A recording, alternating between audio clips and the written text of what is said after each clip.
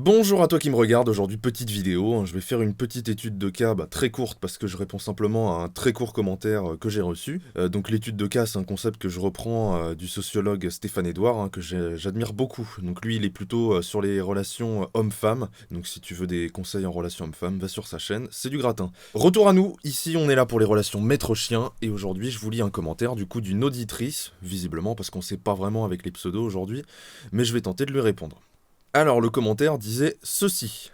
J'ai une question, j'ai 2 chiens mâles adultes et nouvellement 2 chiots femelles. Une des femelles Akita a l'air d'être très attachée à l'autre chiot, Artemis. Quand elle n'est pas avec elle, elle pleure, elle hurle. Souvent, mon copain part avec l'autre chiot et je la laisse dans sa cage avec les 2 chiens adultes dans la même pièce. Comment faire pour qu'elle n'ait pas d'anxiété?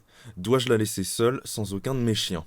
Alors pour résumer le problème, si je comprends bien, le problème ça vient pas des chiens adultes mais des chiots. Enfin particulièrement d'un chiot. Alors c'est déjà plus simple parce que les chiots, c'est tout de suite plus facile à régler. Je note que ce sont aussi 2 Akita, donc des chiens qui sont assez primitifs dans leurs interactions sociales, un peu comme les huskies, les spitz ou tous ces trucs qui sont un peu primitifs, qui ont des comportements beaucoup plus sauvages que les autres chiens. Ce que je note d'entrée aussi dans ce commentaire, c'est la phrase « a l'air d'être attaché », qui pose un flou sur la situation. Comment réagit le chiot en général? Moi, je vais te poser la question. Comment réagit le chiot en général? Est-ce qu'il est peureux? Est-ce qu'il est assuré? Ou est-ce que c'est vraiment un problème d'attachement? Il faut que ça soit plus précis. Parce que sans cette précision, on peut pas vraiment comprendre le problème. Ça peut être une simple peur de l'abandon, un ennui profond, une frustration, etc. Ça peut être plein de trucs. Les solutions, c'est pas tout à fait les mêmes du coup en fonction de ça. Mais on va quand même tenter de répondre un peu à cette question, simplement par le principe de base de l'anxiété de séparation. Donc qu'est-ce que c'est l'anxiété de séparation? En gros, c'est un chien qui est anxieux quand il se retrouve seul. Ça, c'est pas très compliqué à comprendre. Quand on part travailler, quand on part faire les courses, il commence à faire n'importe quoi, hurler, à tout détruire, ou tout ce qui peut lui passer par la tête. C'est très commun et c'est très facilement explicable. Pour résumer le phénomène, en gros, le chien passe d'un état A, qui lui est agréable, qui lui est rassurant, à un état B qu'il ne maîtrise plus, donc c'est très important, qu'il ne maîtrise plus, et qui lui est désagréable. L'état B survient en général quand il s'y attend pas, mais ça peut aussi être pour une raison beaucoup plus simple, même s'il s'y attend, c'est que à l'état sauvage, les loups, comme les chiens, les chiens sauvages ou même les chiens de meute, ne se séparent jamais, sans bonne raison. Ça n'arrive pas. Soit, s'ils se séparent, c'est qu'ils se font chasser de la meute. Non, tu dégages! Sinon je t'en colle une! Soit c'est parce qu'il y a un danger qui approche et que l'autre ne l'a tout simplement pas vu, donc c'est le moment de se barrer avec. Soit il y a une source d'excitation qui mérite l'attention des autres, donc par exemple une proie qui passe ou quelque chose d'intéressant. Lucas Souléa. Dans le cas où le chien se retrouve seul, il va donc s'imaginer une des propositions que je viens de vous dire. Il va commencer tout simplement à angoisser parce qu'il va se demander est-ce qu'il y a un danger?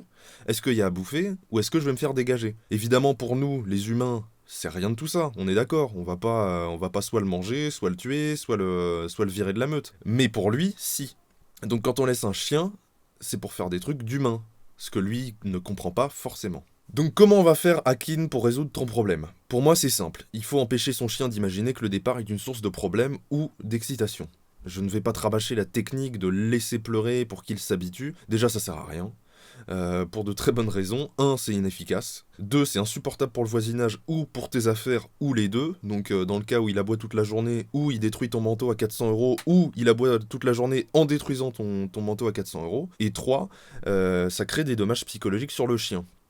Donc à l'âge adulte, les chiens qui seront laissés comme ça à hurler toute la journée, ils seront d'un naturel beaucoup plus anxieux, même quand il sera entouré. C'est des chiens qui vont soit trembler, soit être pot de colle, qui vont avoir beaucoup de mal à vivre seuls en réalité. Donc je sais que beaucoup de gens aiment voir leur chien rester un bébé, ad vitam aeternam, mais moi, non.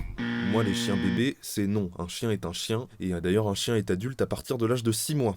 Ou en tout cas, il commence à le devenir. On pourrait parler d'adolescence, mais en réalité, c'est plus adulte. Moi, un chien bébé, ça n'existe pas. Un chien n'est pas un bébé.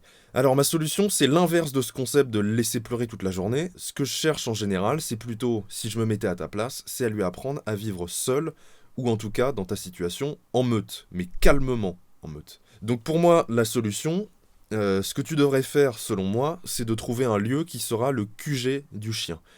Un endroit où il sera bien, où il sera en sécurité, où il pourra se détendre sans problème. Là où ton chien se sent le mieux, tout simplement, il n'y a pas de secret.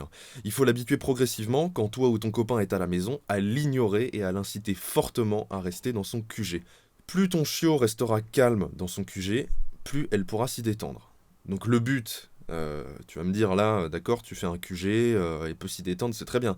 Mais quel est le but? Le but, c'est qu'elle assimile ce lieu à l'inactivité et donc à la détente, tout simplement. C'est-à-dire qu'il faut qu'elle reste au calme dans son QG et donc pouvoir se détendre et assimiler ce lieu à la détente. Comme toi, par exemple, si tu te retrouves dans ta salle de sport, tu vas pas assimiler la salle de sport à la détente. Enfin, après, peut-être, mais pendant, non. En général, pendant la séance de sport, tu as mal, tu souffres. Tu l'es pour ça. Donc, quand tu arrives dans la salle de sport, tu sens cette pression qui est sur toi, et bah, tu assimiles cette pièce à ça. Quand tu vas dans ta chambre pour dormir, tu assimiles la chambre au calme. Tu vas pas commencer je sais pas moi, à t'entraîner à faire de la boxe ou à courir dans tous les sens quand t'es dans ton lit. Parce que ton lit, tu l'assimiles à la détente. Et bah là, le but pour le chien, ça va être exactement la même chose. C'est qu'elle assimile ce lieu à l'inactivité. Parce qu'il faut le savoir, quand un chien s'ennuie, Il faut le savoir. c'est pas comme nous, il va pas trépigner, quand un chien s'ennuie, il dort. C'est aussi simple que ça. C'est quand un chien s'ennuie et qu'il n'a rien d'autre à faire, il va dormir. Donc il faut l'inciter au maximum à vivre dans son QG quand t'es à la maison, quand t'es au calme, parce que le calme, c'est le maître mot. C'est vraiment ça qui est le plus important. Un chien n'est pas censé être excité en intérieur, surtout pas à la maison. Un chien, c'est censé être calme à l'intérieur. Car fermer votre bouche est seulement la moitié du boulot. Son QG, ça peut être partout. Et ça dépend de ton mode de vie. Si tu passes beaucoup de temps au salon, et ben un petit coin dans le salon, ça sera son QG. Même si ce QG, c'est sur le canapé. Je sais que c'est pas bien, tous les éducateurs vous vont dire c'est pas bien. Mais si ce canapé, ça lui permet de dormir tranquillement, et ben ce QG, ça peut être le canapé. Si tu passes beaucoup de temps à la cuisine, tu pourras lui mettre un panier ou sa cage dans cette pièce. L'avantage de la cuisine, c'est que la plupart du temps, rien n'est à portée du chien, donc même s'il est angoissé, même s'il fait n'importe quoi, tout ce qu'il peut faire, c'est trépigner, détruire, je sais pas, un paillasson, un truc comme ça, mais ça sera pas des choses d'une grande valeur. Donc ça, c'est en général pour les plus petits chiens, parce que forcément, les grands chiens, ça peut faire des ravages.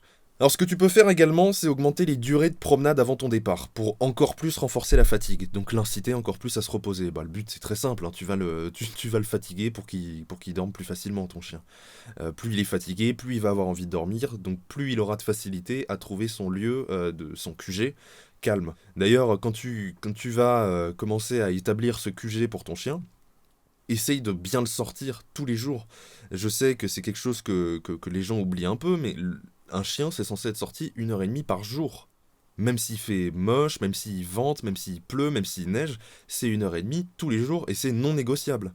Ce n'est pas négociable, c'est-à-dire que c'est c'est l'opium du chien, si tu veux, c'est le plus important. Le chien sans promenade, forcément, il va avoir beaucoup de mal à se détendre. Donc, n'oublie surtout pas ce truc-là, sors-le le plus possible. Et donc, au lieu de le sortir par exemple 15 minutes le matin avant de partir, sors-le 1 heure. Donc, tu te lèves plus tôt, tu te couches plus tôt le soir. Alors, je sais que tu vas changer tes habitudes en fonction de ton chien, mais de toute façon, hein, l'avenir appartient à ceux qui se lèvent tôt, comme on dit. Alors, moi, je vais te prendre mon exemple, un exemple qui vient de chez moi, qui est Peppa, mon bulldog croisé. Hein, peut-être que tu l'as déjà vu sur mes vidéos. Alors l'anxiété de séparation, ça a été géré en plaçant son panier juste derrière mon bureau. Donc elle s'y sent en général en sécurité et elle peut y dormir des heures. Quand elle y est, je l'ignore complètement. Elle n'existe pas. Elle n'existe pas. Quand elle y est, c'est bien, tu fais ta vie, mais moi j'en ai rien à faire. Quand elle est sur le panier, le monde extérieur n'existe plus. Donc il n'y a que la tranquillité qui est importante. Je l'incite fortement à être tranquille. Quoi que je fasse dans la maison, elle ne peut pas me suivre, sauf si je l'appelle. Donc au début, quand je faisais ça, quand je l'incitais à aller dans son QG, elle se levait pour me suivre. Et bah qu'est-ce que je faisais? Illico presto, dans ton panier. Pourquoi? Bah pour qu'elle comprenne que j'ai pas besoin d'elle. T'es là, toi, t'es bien dans ton panier, j'ai pas besoin de toi, reste dans ton panier. Quand je pars, c'est pareil, je l'ignore complètement. Et je persiste dans mon intention. L'intention, c'est capital, c'est-à-dire que je veux lui faire comprendre ce que je veux. Moi, ce que je veux, c'est lui faire comprendre que j'ai pas besoin d'elle. Donc si j'ai pas besoin d'elle, ce que tu peux faire, c'est dormir, te reposer, ne rien faire, regarder le mur, je sais pas, mais repose-toi. Donc, du coup, c'est à peine si elle lève une paupière pour me saluer quand je me barre. Elle en a rien à faire. Elle a l'habitude maintenant de se dire que si elle est dans son panier, c'est que j'ai pas besoin d'elle, donc elle a aucune raison de paniquer, elle a aucune raison d'essayer de s'échapper, parce qu'elle sait que je vais pas l'exclure de la meute, je vais la laisser dans son panier. Et de toute façon, dans son panier, je reviens 1 heure après, et je peux lui demander de venir, donc elle sait qu'elle est dans la meute. il n'y a pas de danger parce qu'on est à la maison. Il n'y a pas d'excitation parce que je vais pas commencer à lui dire « Ah, ça va, Peppa, gna gna gna. »